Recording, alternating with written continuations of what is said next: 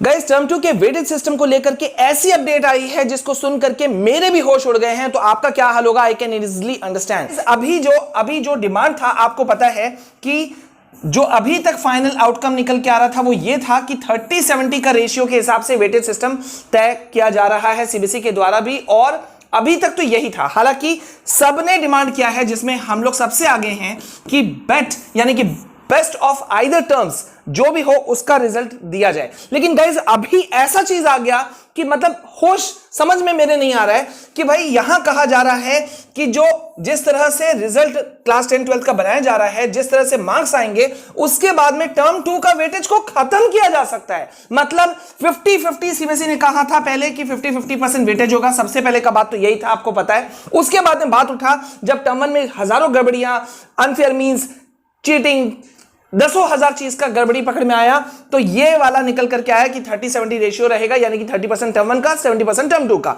लेकिन डिमांड हम लोगों की तरफ से, बच्चों की तरफ से, लाखों पेरेंट्स की तरफ से ये थी कि भाई बच्चों को ये दिया जाए। लेकिन अब सीबीएसई की तरफ से क्या निकल करके आया है कि टर्म 2 का वेटेज ही खत्म कर देंगे।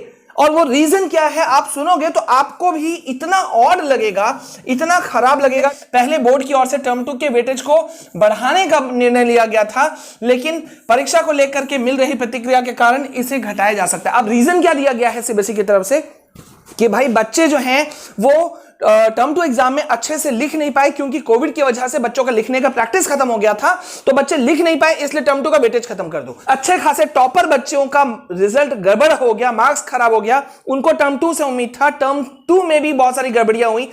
इसी वजह से बेस्ट ऑफ आइदर टर्म्स ये सबसे अच्छा ऑप्शन हो सकता था, जिसमें किसी को इश्यू नहीं होता, लेकिन ऐसा नहीं किया गया। अब यहां देखिए, यहां क्या कह रही है सीबीएसई कि टर्म 2 का जो वेटेज सिस्टम है उसको बिल्कुल ही खत्म किया जा सकता है, कम किया जा सकता है। ये मेरा ऑफिशियल टेलीग्राम चैनल है, ठीक है, @study_with_vishal sir।